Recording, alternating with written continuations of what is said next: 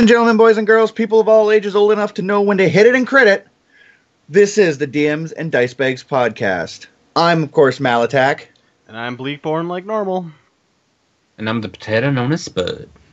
And today we have another special guest.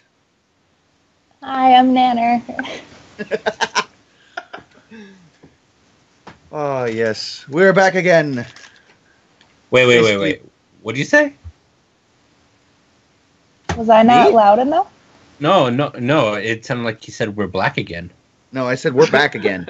Okay, I'll make sure I heard that right. Well, I mean, you of course, you'd kind of, last episode, for those who listen, you kind of went down a dark path and started hanging out next to deep fryers, and, so you might be a little burnt. But it was cold. I had to warm up.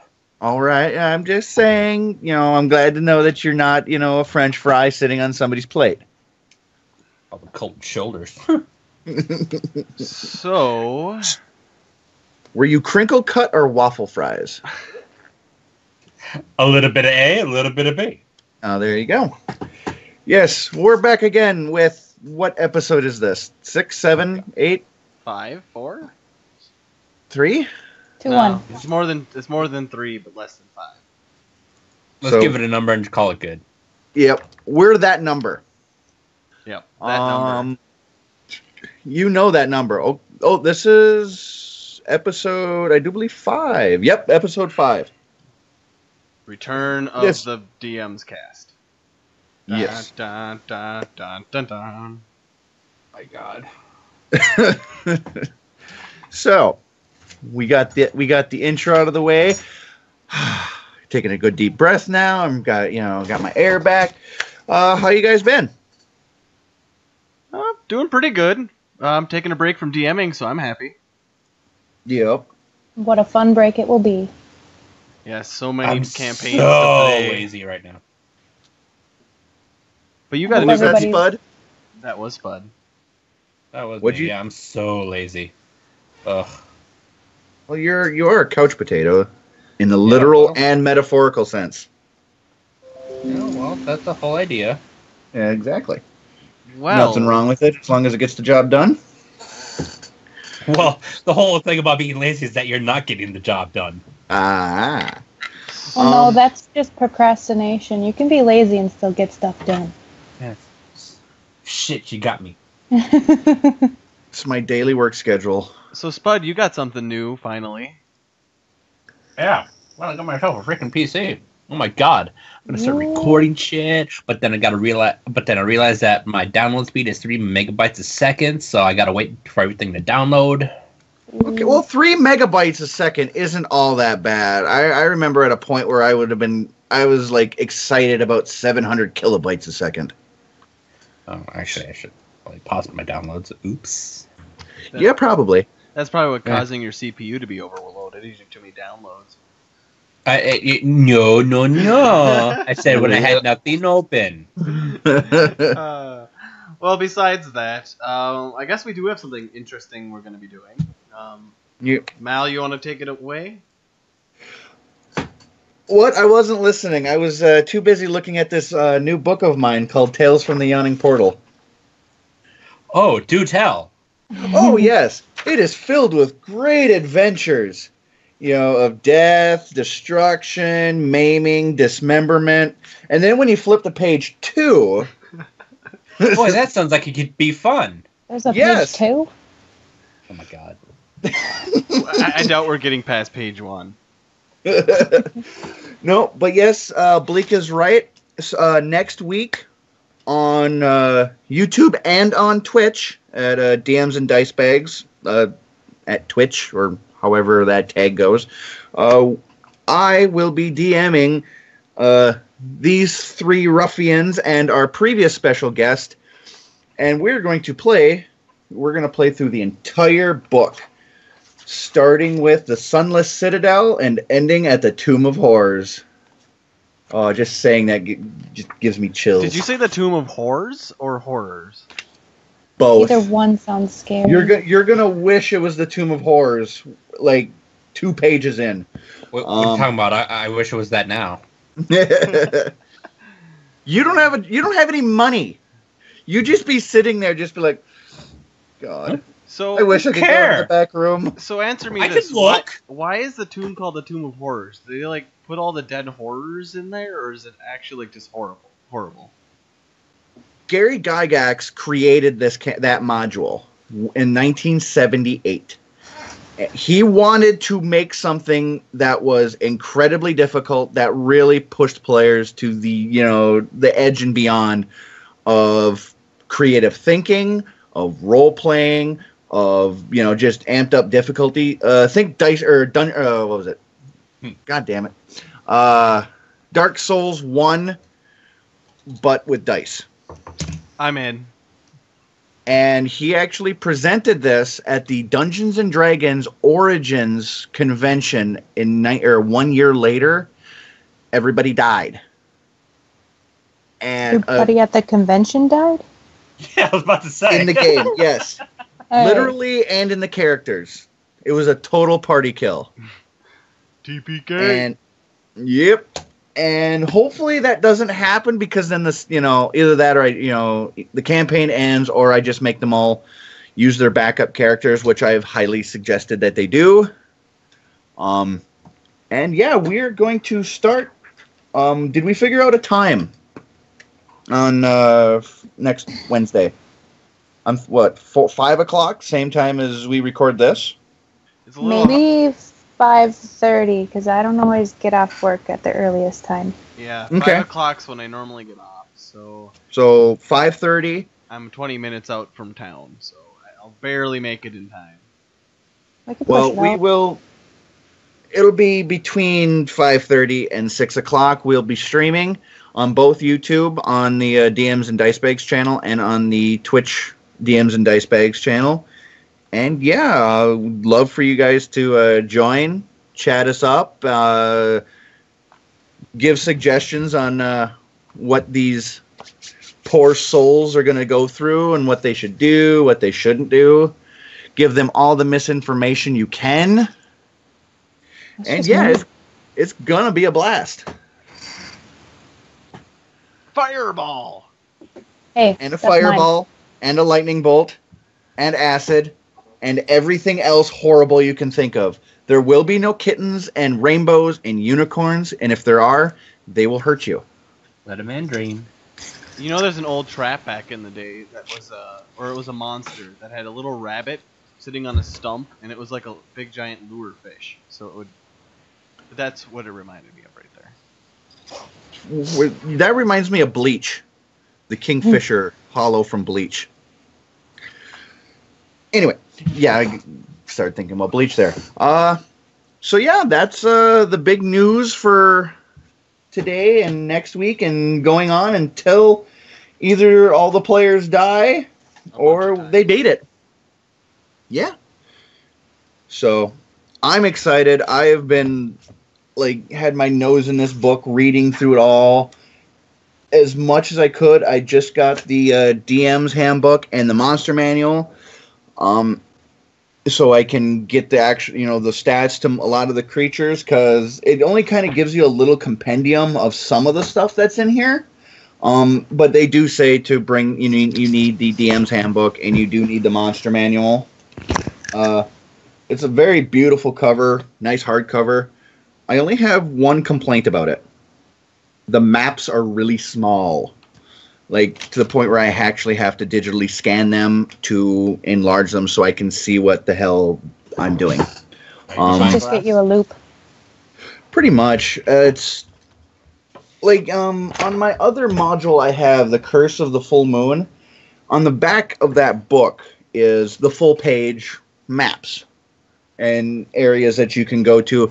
These are about the size of the character portraits of the races and the classes. So it's. Go ahead. Oh no! Say what you're gonna say. I was gonna say I think that you can actually download the full size ones from Wizards' website.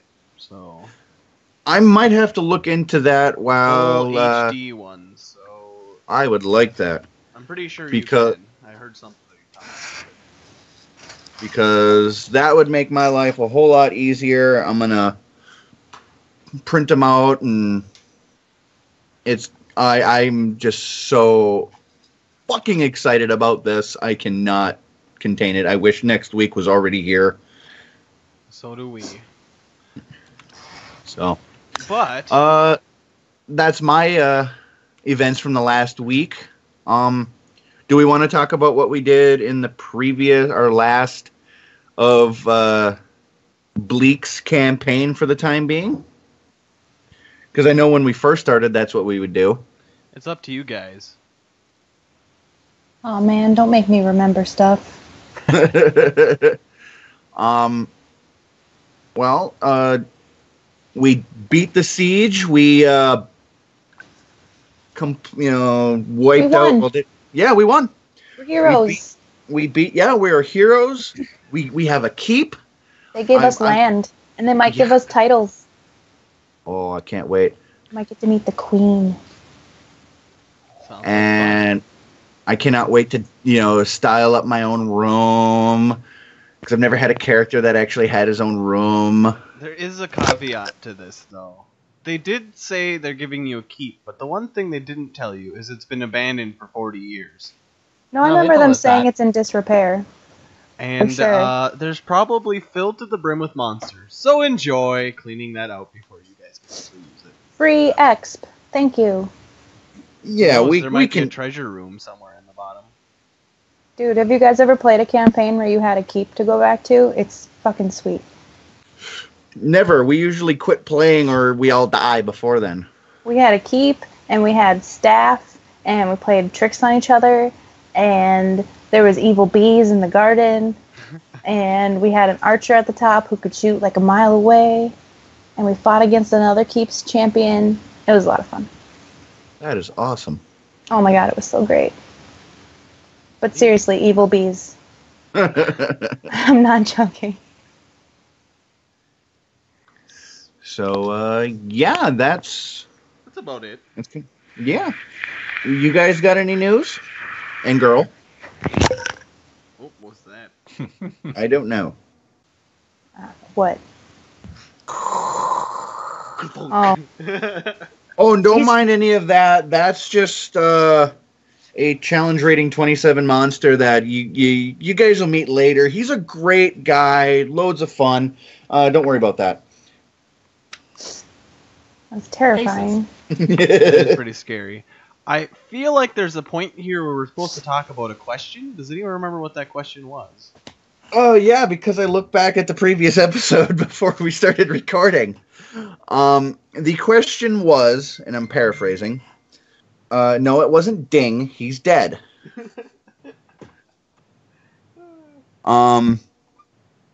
The question was, is you arrive at a very derelict, rundown town, and you see a shadow out of the corner of your eye dart into an alleyway. A shadow? A shadow? God, before we play next week, we're all going to have to watch The Gamers and The Darkness Rising. I've already watched Gamers. Yeah, but we got to watch it again. One? I saw the one with the sorcerer dude who was trying to be a girl and kept forgetting. That's the second one. You've seen the first one. Probably not then. Maybe.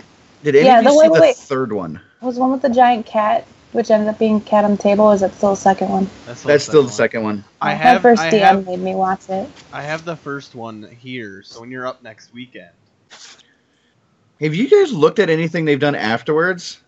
Nope. They've done some really great stuff. The third one is all about a card battle game. Bleak, you would love that one. It's Cass. He's the card player. And then the little side stories or side television shows that they were trying to do are fucking hilarious. You guys got to check them out. But we'll do that later. Not now. This isn't one of those kind of recordings where it's just us reacting to somebody else. So yeah, you find yourself in a derelict town. A small shadow about the size of a child turns the corner. You begin to walk down the alleyway, and you cannot make out what this form is, but it's the size of a child, and it's a shadow, and it has something in its hands. What do you do?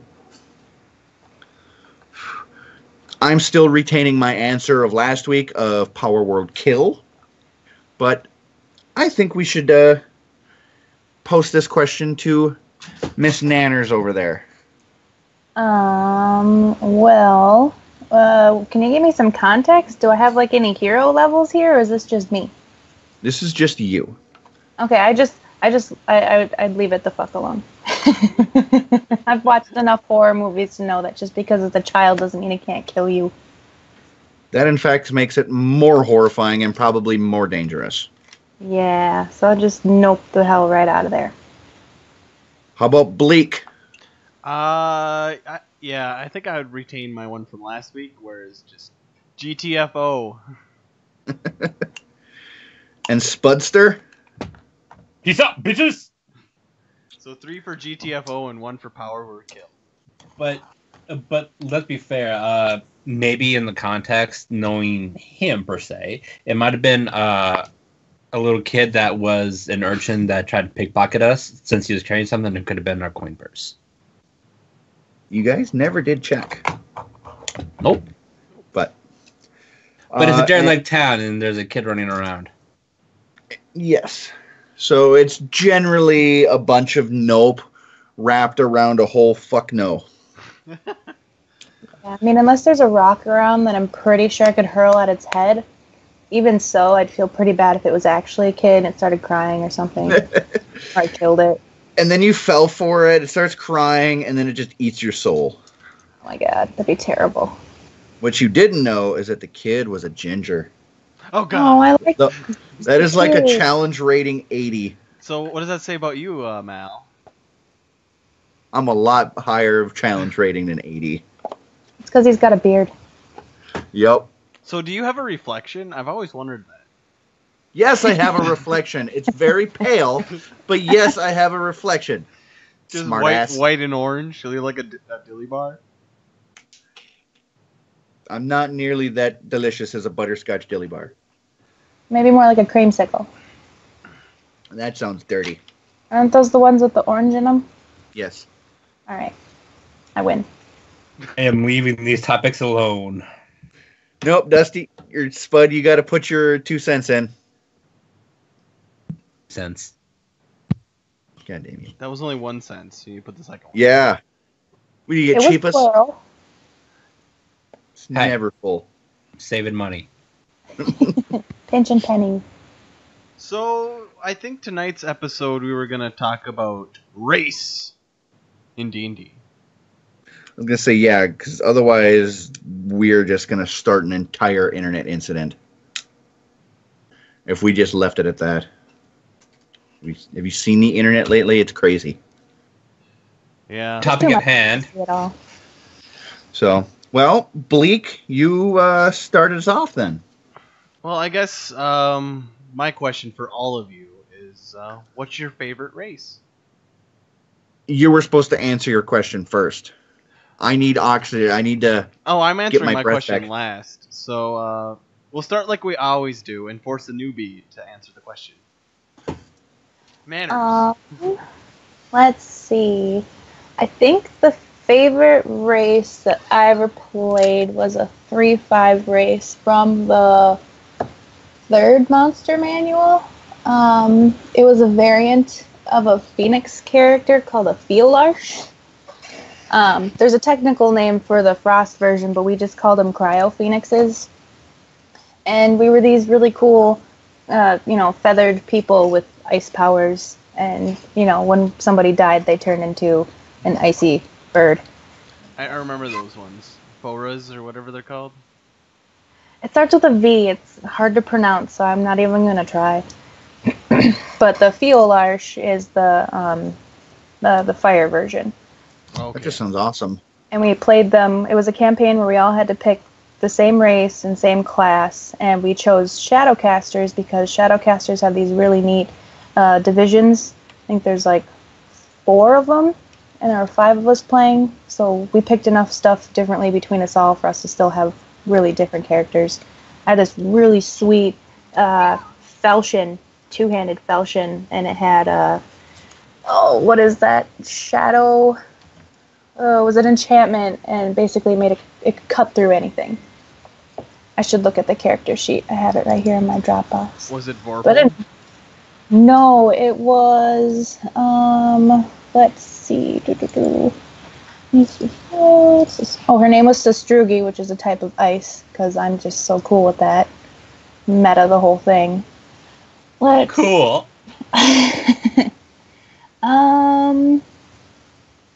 Oh darn, where is it? Shadow Strike. It could overcome all damage reduction. Oh, that's kind of cool. It was very useful. And eventually, because our DM is really creative, I ended up touching a divine spark with it, and my falchion became a god known as the Reaver of Souls, who's very nasty and very scary, and turned up in another campaign and destroyed the world because I gave somebody access to the dream world. yeah, it's good to have a clever DM every now and then.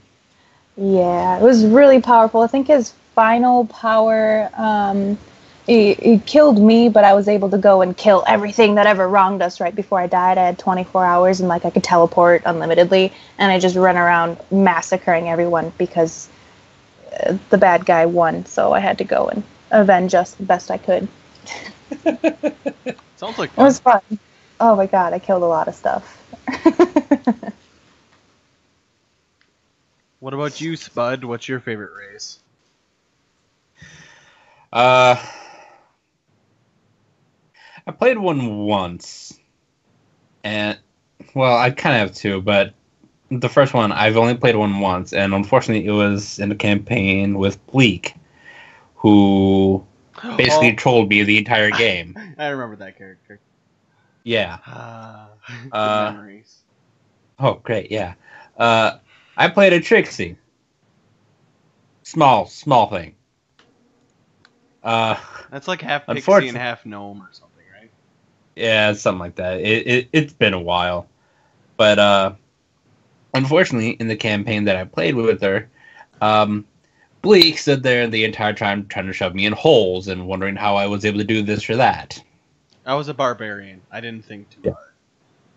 Yeah, and clearly his speech went along with it. So by the time we left, I had the worst headache I've ever had.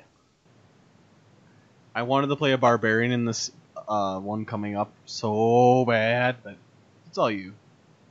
Yeah. But the other character I've or other race is actually, well, let me start with this. I've always been a fan of the book Bastards and Bloodlines, which is basically just a book of cross species, whatever. Like there's half giant, half this or that, which is where I actually got the Trixie from.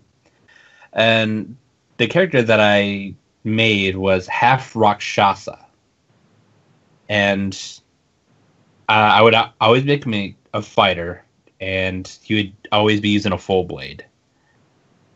Just one of my favorite characters that I've always had to play, and the whole half Rakshasa was always just a joy to play. So cool. No real memories with them because I've never gone too far, but it'll be. What about you, Mal?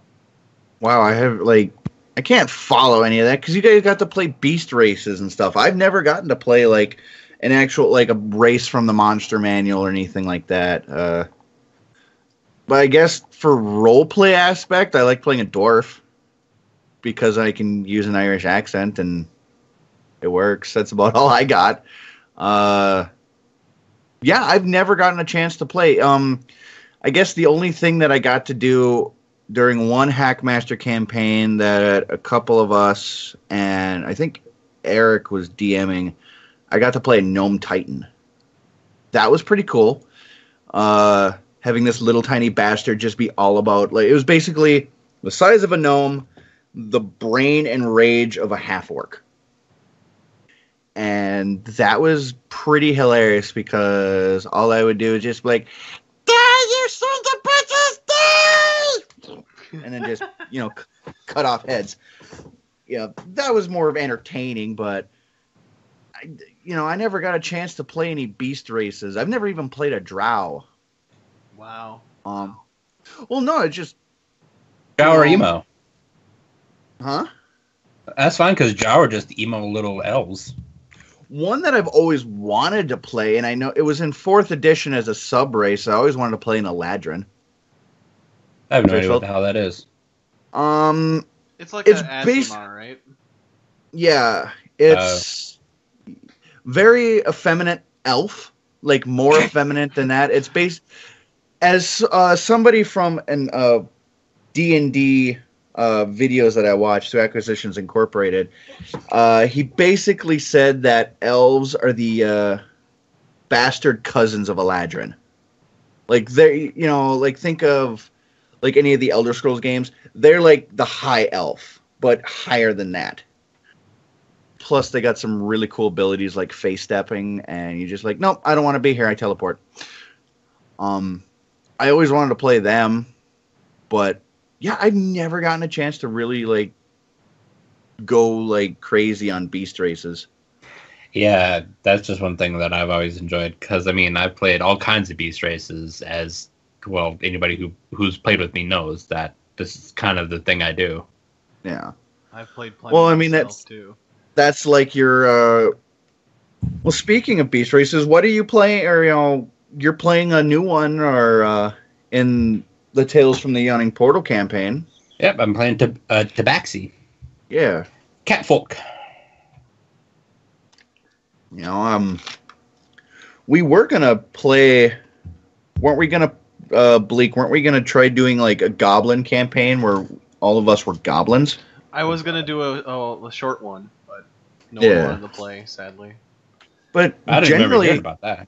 It was a one shot for people up here. This was gonna be. Remember, this is right after the whole like when I was playing the Human Fighter, the Appendex. Oh god. And yeah. And we had slaughtered all those goblins, and we let that horde go, or they ran away. So the one-off was we were gonna play as that horde. Cause fuck it, why not? Yeah. Other than that, I've never played like in D&D as ours. I've usually only played half orcs, humans, and half elves. Except for the one dwarf that I played. No, that was a Hackmaster campaign with Aiden, wasn't it? I don't know. When it was you, me, and Bob at my house. Remember Sister Shar? Sounds like a yes to me. Yep.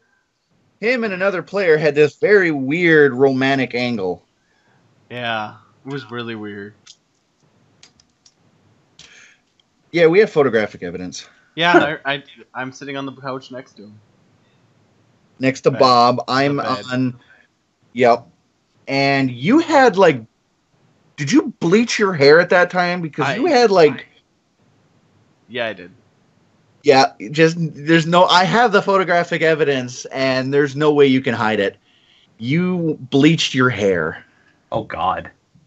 I know. After this recording, I'll have to show it to you. So Bleachborn instead of Bleakborn? That's pretty good. You get one awesome point. Hold on, let me roll this up. That down. I need to get my dice here, So while you do that, I'm gonna finally say my answer to that question I proposed. Bleak, you take 30 burn damage. Oh, hot. Well, I've played a lot of beast races, but I've have like two favorite ones. Both of them are not in regular D&D, so I don't know if I can use them. But as for regular D&D, Tiefling is one of my favorites. But for non-normal races, I played a creature called a Zahala once, and it was essentially a Warforged, but it was like really, really strong, and I really enjoyed playing that one. I could fly and lance people. And the other one, I was a dragon or something cursed in a human body, and I could change into a dragon once in a while, and I thought that was lots of fun. But that's about it for me. Well, you guys got to play all awesome shit, and I'm just like, what are you, half-orc barbarian? Smash! I like to play different things than humans and half-elves. I think my spare character is a half-orc, which I've never tried one of those before. You will have fun. Her charisma's 10. Yeah. Dump stat. Oh. What was my dump stat? I had a 9 in something on both these characters. Strength. No, my man. other character has a 9 as well, which is sad. But enough about that. Mal, do you have a Just question? can't hang with the cool kids. Did we ever talk about our favorite class? Well, we're on races tonight, so we don't need to talk about Yep. classes. But I already gave you my answer that I don't, Well, you probably have other related questions. Like least favorite. Oh, I don't know. I'm just throwing something out there. Again, I don't, my race picking is very limited. Human, elves, dwarves. I usually only stick to the core because nobody ever says, before you make character, you have the ability to look at the monster manual and pick a character from there. Nobody ever gives me that. What would you not like to see, though? I guess that's If you want, just stick to the core, because there are some core races that I just don't care for either. Well, I've never had the apparent displeasure of DMing or being around a Dragonborn, but I hear, at least from Bleak, that Dragonborn are bullshit. Bullshit as in, like, you think they're overpowered, or... I don't know. I've never got a chance to play, but if you remember when we first started the campaign that we're on now, he specifically said no tiefling and no dragonborn. No, I said And no no monk. dragonborn. That was it. Because you felt they were very, overpowered. No. He also said no monk. I said no monk. Why don't you... That is why a don't whole you nother story.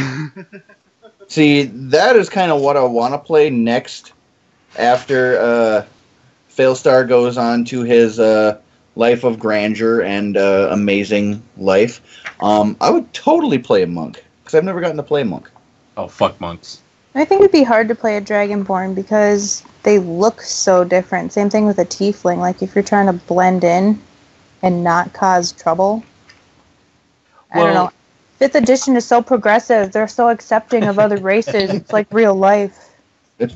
Well, according to what I believe what was stated in the book was that Dragonborns really actually aren't all that uncommon. In fact, they're more common than dragons, and the fact that the Dragonborn and dragons really actually have nothing in common, and they actually really hate one another. It says some of them are servants, so I mean... Well, servants because they're enslaved. Faithful servants, though. Yeah. I just don't like them because, for one, they should save the lizard race to, lizard folk and those kind of things. They should shoehorn another dragon race, and you had half dragons, which was okay, but this is a whole nother thing. It's just why would they make a duplicate race of a half dragon? Well, I mean, a Dragonborn isn't a reptile, so it's not lizard people. They're magic. You know what I mean, though. I mean, there's too many. I mean, if you think about it, there's so many lizard races, you don't need to make another one that just feels like it's so shoehorned into the whole system. It never existed in 3.5. They put it in 4. Well, technically, Dragonborns were in 3.5. They were just in one of the expanded ones, but they didn't look like they look now. No, I think I considered playing one when I was looking into... I made this really cool, 13-year-old kid in a campaign, and she wielded what do you call that? A javelin? One of those giant jousting things, and she rode a dragon. That's a lance. And there you go, a lance. And this dragon was a, what was he? He enchanted stuff all the time. And so he'd enchant my weapons, and then I'd fly into battle and kill things for hundreds of damage because it was a very well enchanted weapon. That's awesome. Oh my god, it was so cool. He built us a tower. Oh, wow. Yeah. Yeah, Bleak, you should give us more awesome stuff. I just gave you a keep. filled with unknown things. Yeah. Can we hire staff? That's all up to you guys. We need a haberdasher and a tailor and a An gardener. alchemist. Need a Alchemist hat- is good. You need a hatter for sure for Mike. Yeah, a haberdasher. Yes, I definitely need awesome clothes because We got a eventually barber. I'm going to need a tailor because I'm going to need my costumes for when I perform. Yeah, so yeah, a clothier is definitely going to be, I'll have my own personal one. We had actors too to entertain us when we were bored. You don't We each need one, you have me. We each got to choose a servant of our own, like, picking that was specifically loyal to us. And mine was a young boy named Tonto. He was my, like, page boy. He took messages for me back and forth to places, and I always had a bag of lollipops that never emptied, so I could always give him candy. And he made friends with a black knight, and we ended up bringing in a bronze dragon who was also a paladin, and they were both trying to teach him their way. So he had levels in paladin and blackguard. Holy shit. And TM ended up making a homebrew class for him that basically said that you couldn't be anywhere in the middle, you had to pick a side. So his class, it didn't care which side you picked, you just couldn't be flippy-floppy in the middle about it. I forget what he called him, but it's just all about black and white choices. It had to be this way or that way. He didn't stand for anything that was in between. Poor Tonto. He had such promise.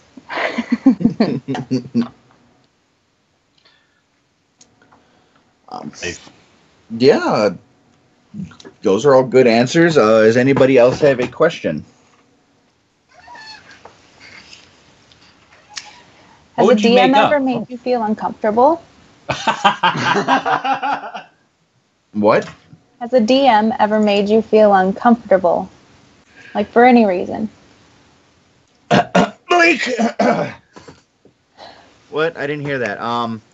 Well, there at least in the campaigns that I have of Bleaks that I have been experienced, I always have a run-in, and it's always me. It's never anybody else. I always have a run-in with a certain sexually promiscuous gnome.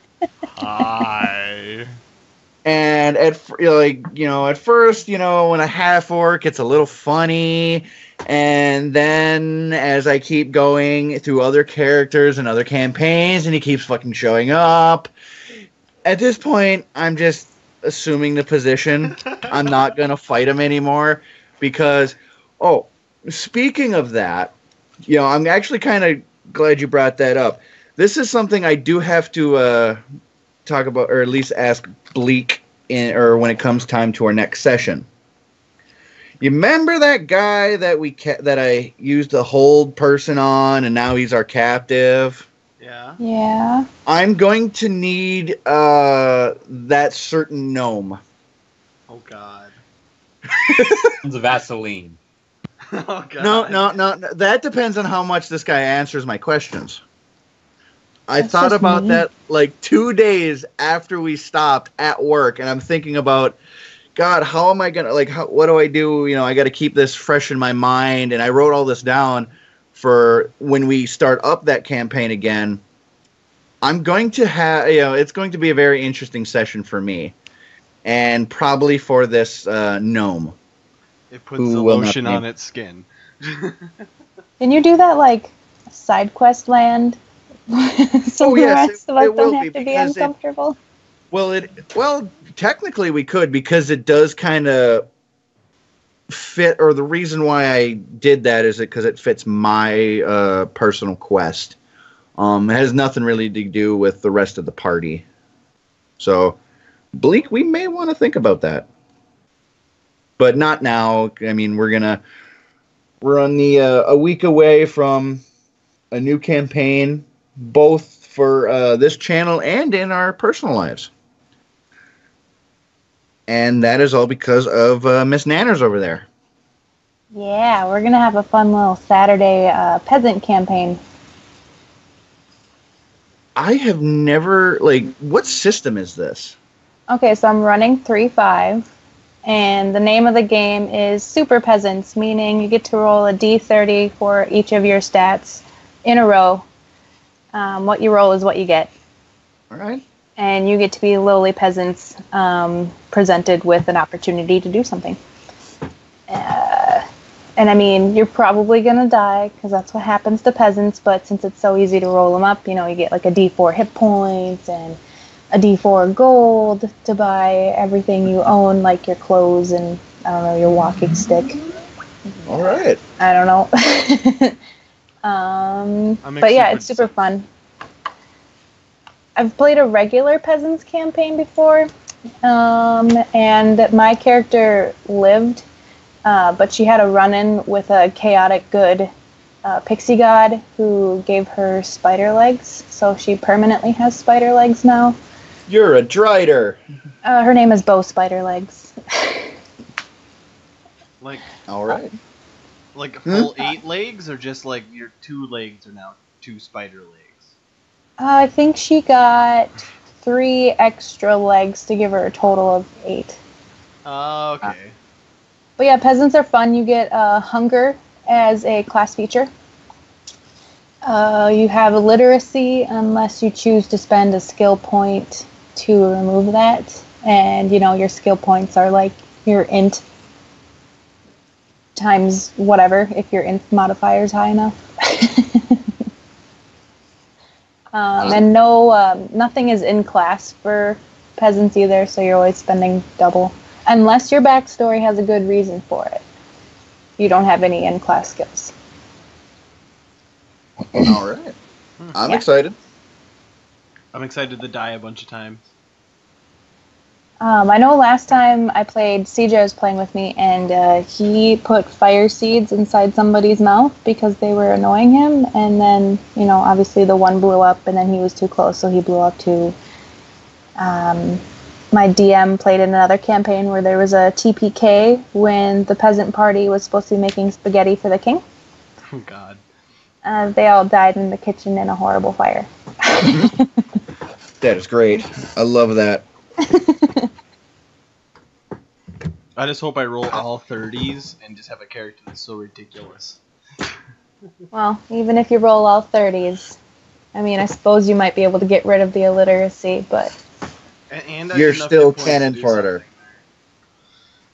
I'm actually on the opposite end. I'm looking to roll all ones. Oh, God. I mean, no matter what, you're a peasant, so even if your rolls are outstanding, you still grew up in the middle of nowhere. Your education was limited. And you're still cannon fodder. You probably don't know a whole lot about monsters, so metagaming is hard not to do, but I encourage you not to. For the sake of your own fun. Ooh, is that Jello? Oh.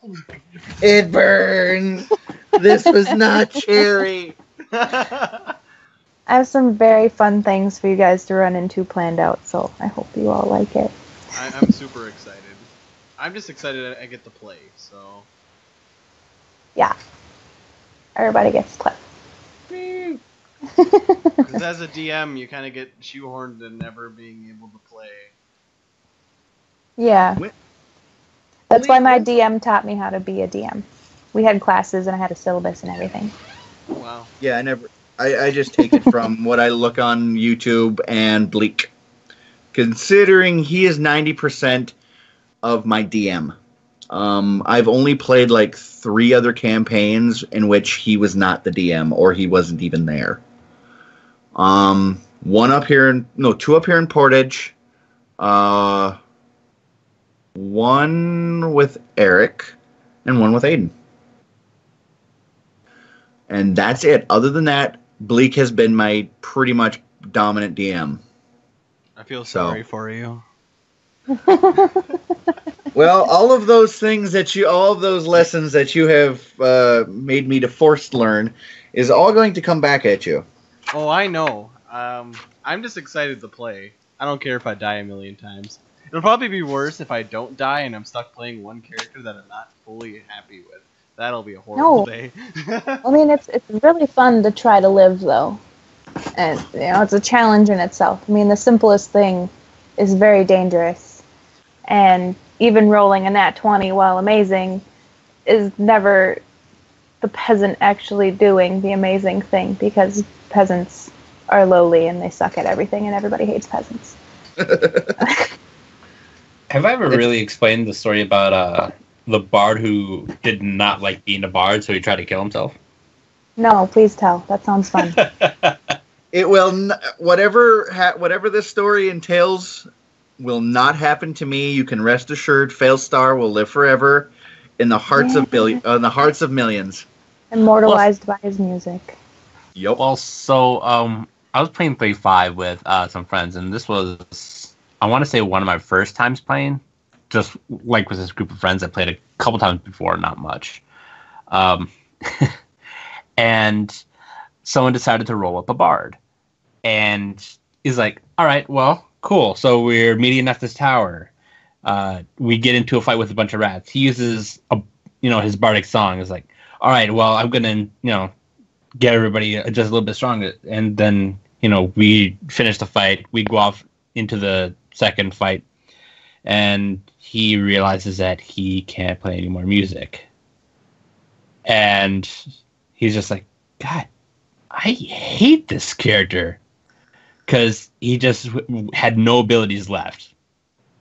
And so he's like, you know what, guys, I'm going to just kill this character and rob something else, because this just isn't working for me. So he runs, like the next room had 2 giant spiders in there. He just runs in, starts beating them up with his fists. The rest of the party follows after. Like he's literally trying to kill himself. He's scoring crit after crit, and the party is just like going along very casually. He was getting kind of pissed at this point, because he was succeeding on all of his rolls, and he was hardly being able to be attacked. The final enemy of the tower that we were in was this zombie bugbear.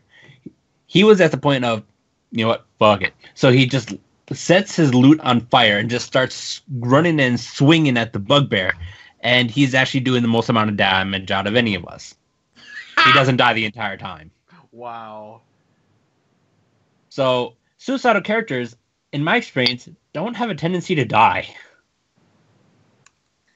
And then when you don't want to die, you end up losing 3 characters in one campaign. Yes. Has that ever happened to you? I've gone through 2 in this most recent one. It was something we haven't really talked about on this thing. How many characters have you guys lost? And what is your worst death? Now, define lost, as in a campaign that'll never get finished, Bleak? No, actually just dead. I have too many campaigns, I know. I'm trying to condense them all into one world, but it's really hard when half of them are in the future and Star Wars. Well, I mean, my sheep sage, Bartuk, I still have a special place in my heart for him. Grubnuts the Barbarian was great. But they're not actually, dead. Well, technically, Grubnuts did die because you just wanted to kill us off and play D20 Modern, so you threw a Minotaur at me and it cut me in half. I don't remember that, but it sounds awesome. Well, it was me and Samantha, and she was the wizard, and I was Grubnuts. And she did stuff to the barmaid's, or the barmaster's daughter, and bluffed her way out of it, even though she was completely busted on that. And I got cut in half, and I have never lost a character until, from then. Failstar died, but he has come back now as a revenant. Awesome. How did you feel about him dying, though? I felt crushed. I felt so upset because normally I don't play a role play. Generally, it's hard for me to role play a fighter or a barbarian. Smash, or I smite thee with my mighty blade. That old trope. The Bard, it was the first time I really had to role play, over the top role play, And yes, I love Fellstar. I will always love Fellstar. I am going to sculpt a 3D model of him and get it printed and have his head like on my table so I can appreciate Fellstar forever. Okay, what about you, Spud? I'm sorry, what was the question? I was so thrown off by what he was explaining that I just lost it. Character death, and like, how did you feel about it? Oh my god, I've lost a lot of characters. Well, the most notable death, apart from death by arrow trap from a rogue, it happens, was the drowning of Ding. Ding was awesome. I've never had a character. I've actually never had a character die from drowning, and it was actually kind of sad because I was sort of getting attached to the guy. And I didn't want to kill him. I'm like, I'm giving you so many options to get away. Yeah, my die just said, no, screw you. I'm not Time rolling to above die. this. Ding died. What about you? And, well... You know, I'm thinking really hard, and I've had a scare once, but I don't think I've ever actually experienced a character dying, and I had to remake a character. My first character was the only one that died, and a few things happened. So she was a gnome, she was a bard, and she got killed in this big, like, ambush of, I think they were, like, goblins or orcs. And she died, and one of our clerics had this cursed gauntlet that he found with this giant stone in it that sucked souls. And the same cleric also had something called a Rod of Wonders, which casts a random spell.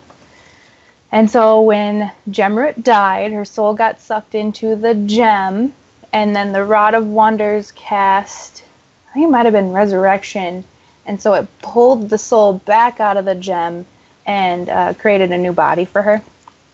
Wow. And because it was sucked into that gem, she was then under the control of the wearer of the gauntlet, and I went pretty much the whole game not telling him that I was under his control and trying to play off whenever he's like, you, stay there, you, shut up, you, like, any of those things. I had to play it off like, yeah, I totally want to stand right here while these bad guys come rushing at me.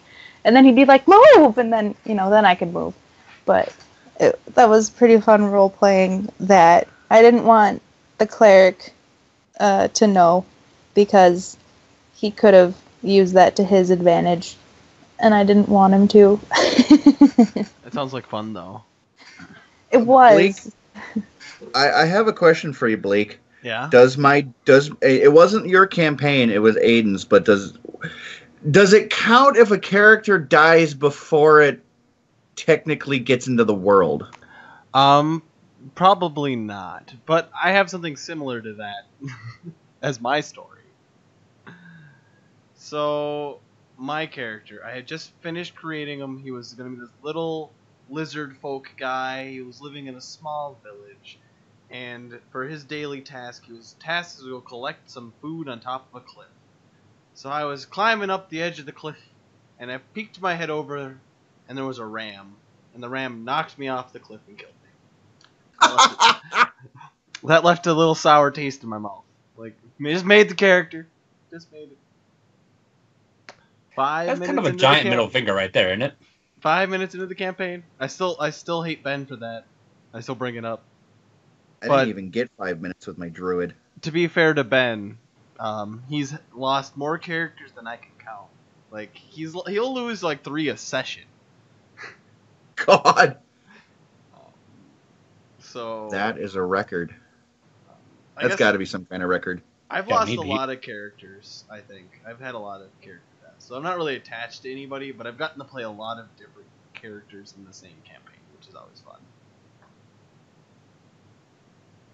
But I don't think I've had one that was materializing and then the campaign ended. Yeah, well, it Yeah, I don't. You were playing at that time because you were my ride to get to Aiden's house, and I was sick that day, and I spent like a week on this druid.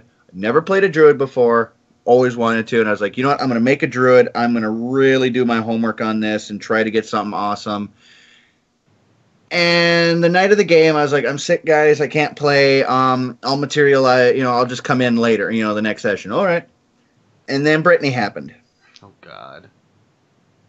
I and liked she my got. character in that campaign. Well, you survived. That's why. No, I survived the first encounter, and then we're back in the tavern, and then we all die. So.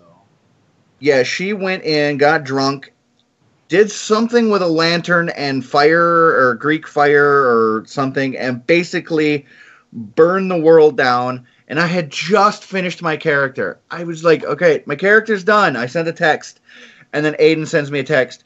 Your character's dead. Brittany burned the world down. Well, here's what happened because I was there. Yeah, you were there. She was playing a Good pyromatic bard, and she had gotten drunk in the tavern, enough for them to kick her out. But she had a barrel, and she was really pissed that they kicked her out, so she lit it on fire and was going to throw it on the tavern, which she did, catching the tavern on fire, which caught the mage shop where my character was at on fire. The mage's shop had plenty of potion reagents and finished potions in the back room that caught fire. Essentially, the DM said that with all of the potions exploding and mixing together, it created a humongous explosion, wiping out the campaign area. That's what happened. Yeah. And I have never made a druid since. I So refuse. did that campaign just end and nobody got to play it anymore? Kinda. We did start up new characters after that, and I was a really depressed bard, and we were gonna go adventure into the ruins of this, continent that was now just a big crater. And I think I came back as a cleric. I think that might have been. No, that wasn't. Was that the zombie one that we played afterwards? no, maybe. Because I'm pretty sure I played a cleric at that point. I think That's that when was I started- Bob's campaign that we were fighting zombies. Yeah, I remember I jumped off the top of the castle because I'm like, I'm gonna take my warhammer and I'm gonna just fly off the top, off the castle wall and smash. Roll 1. Fuck. I think I landed on you or Aiden. I know I landed on somebody, and then I used my greater turn undead, and I just kind of wiped out like 40 zombies in one go. I made up for my stage diving gone wrong. See, I should have played a bard then. I would have had a proficiency in stage diving. But yeah, and I will, because of that, I will never play a druid because I believe it is cursed. I've only ever played one druid. And he's cursed. Yes, he is. Is Bert technically dead? No, he's alive. Just cursed. Okay. My druid that I did he lived a long time. It was the character I made after my bard in a campaign a long time ago.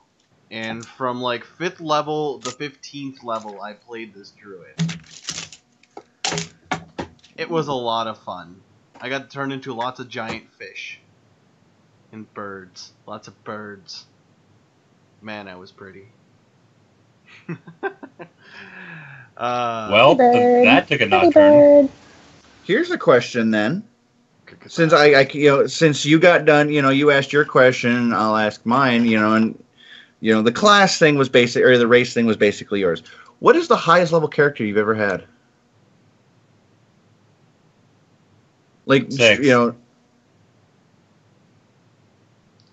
Well, 21st? wow, you went that far. Well, that one started at like 18th.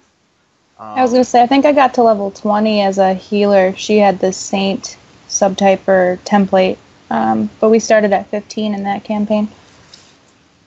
Probably the longest run though was 15 levels, I think, with that druid. Or I guess that's 10 levels because he started at level 5. But... I think mine would be level 9, and that would have been either No, that wouldn't have been Grubnuts. That'd have been Bartuk. Because Because we at level 3 though. Let me tell you, making a high-level character is not easy. Like, an RDM gave us twice the amount for starting gold because we were just already established heroes, but there's just so many choices. I know. And so many ways to go, and when you start off at a high level, it takes forever to make your character, too, because you want to make sure you don't miss anything, and you get all the right bonuses and feats, and I think it took me, like, a week to be satisfied with my character. You know what? Since we're talking about levels, I am going to pose a DM question to you guys and girl about the upcoming campaign. What level do you think your first characters are going to get to? If they're going to die, what level do you think your characters are going to get to? 3. I mean, I don't know if I'm going to get past the first. I have no idea what to expect in this dungeon, and I've never played a druid before, much less a 5th edition druid, so... I think I'm going to be optimistic here. If I can make it through the first dungeon, I'm making it all the way to the Tomb of Horrors. You think you're going to go all the way? Not through the Tomb of Horrors, but at least up to it. Bleak, I will get, as a DM thing, if you can keep this Ringblade Entertainer Rogue Thief Bard thingy that you're making, if you can get that character from level 1 all the way through and to past the Tomb of Horrors, and you can do it through one character, you will get something totally awesome. Okay, that's my challenge. That is your tangible thing, or something really cool for your character? It won't really help if we finish the campaign, so I hope it's something tangible.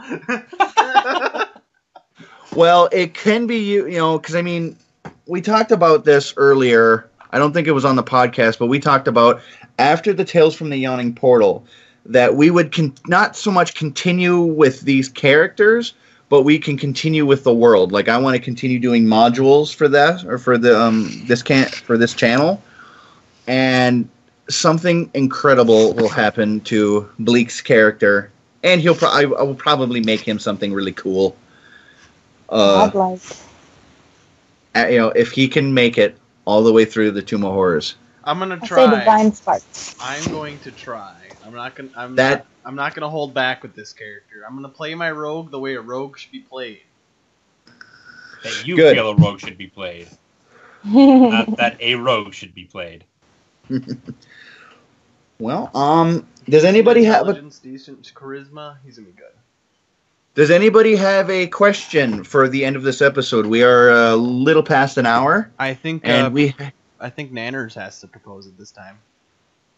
Actually, I believe he was referring to like questions to talk about. No, well, but unless we want to end the episode, it is we're already past an hour, and we do have some work to do to get our Twitch channel, which again, that is DMs and Dicebags on Twitch. Where you can find us. Yes. And you can find us at, DMs and Dicebags at Twitter? Is that the Twitter thing? Yeah. Twitter. And DMs and Dicebags at YouTube. Somebody who looks at Twitter will look at those. And if you have anything that you really want to ask and you don't feel like going on Twitter like me, you can send us an email at dmsanddicebags@gmail.com. So now, Miss Nanners, pose a question for the audience that will be answered next week. Next week. Question for the audience. Oh, goodness. Yeah, it was basically like the one that you answered at the beginning. Okay. Someone get the notepad up so we can write it down and not forget about it. Oh, dear God. Okay. What is a, how do I explain this? What is your favorite base for a campaign that you've created or wanted to create? And I ask this because I have an example. While I was tooling through the monster manual to look for fun beasts to throw into my campaign on next Saturday, I found something called a summoning ooze. Have you guys heard of that? Nope. Okay. No, but I'm about to go look that up now. It's in the 3rd monster manual, and they are an ooze with intelligence, and they summon beasts of any kind. They can summon like twice the amount of their hit dice per day, and they can just keep summoning monsters, right? And when they get to be 10 hit dice, they can separate to form 2 5-hit dice oozes, or when they get to 15, they can separate and form 3. Basically, they can multiply and create oozes that keep summoning nasty beasts.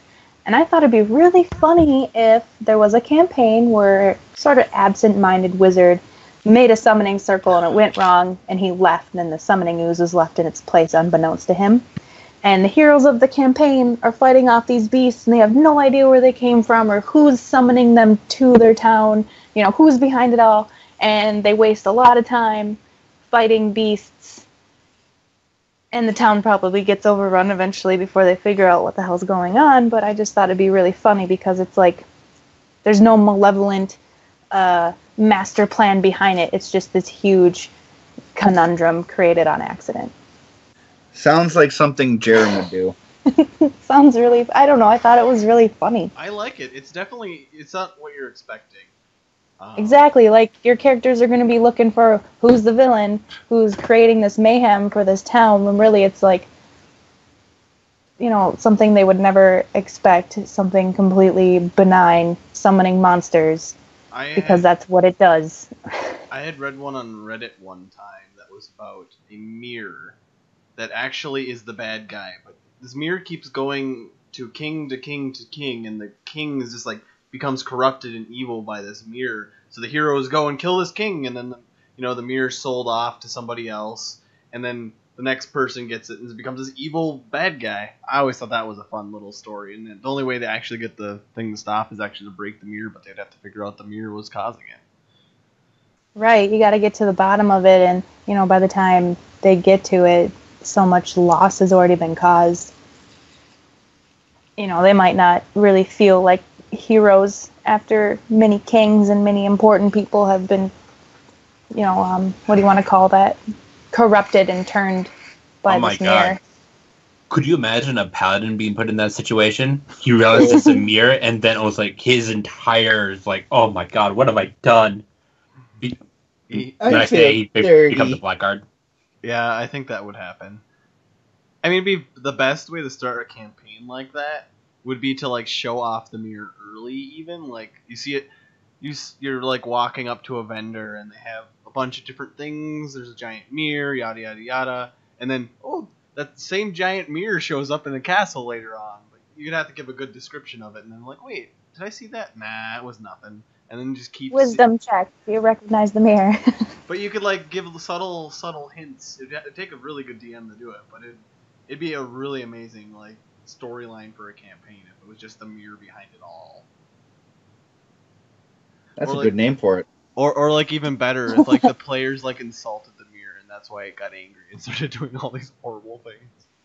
Dude, intelligent items are crazy. Oh my god, I love intelligent items. Someone's getting a call from Otacon. But we should call it here. Yes, I agree. So, I've already hoarded ourselves out by name dropping all of our social media outlets and things that we do there. So that's my job. Yeah, I took it over. Sorry. What about your channels, Mal? Oh yeah, you can find me at youtube.com/Malatach. I don't have a Twitter because I don't have the time for such things.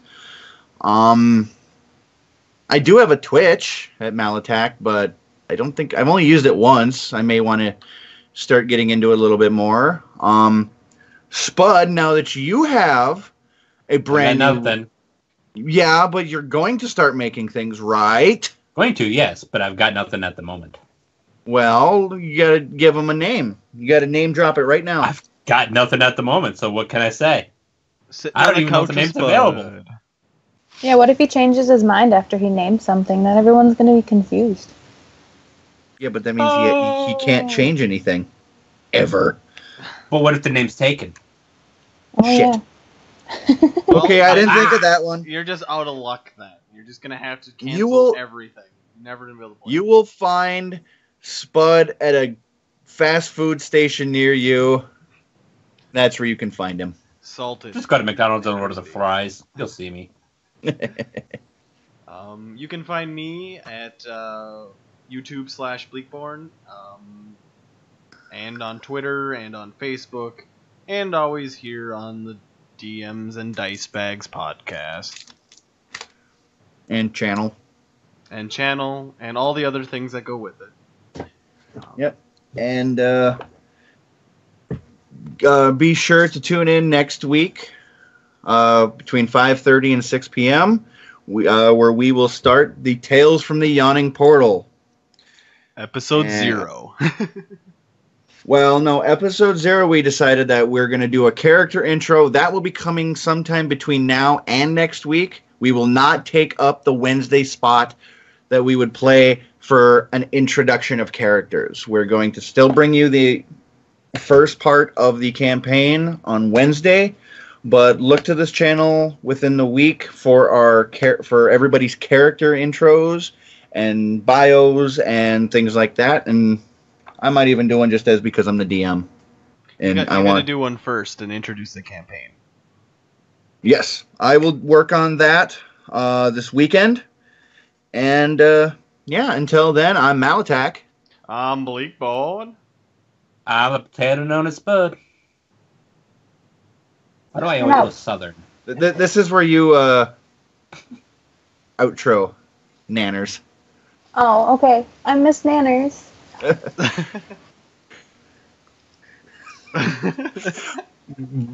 Okay. That's it. Goodbye, folks. Bye-bye. Yo, goodbye.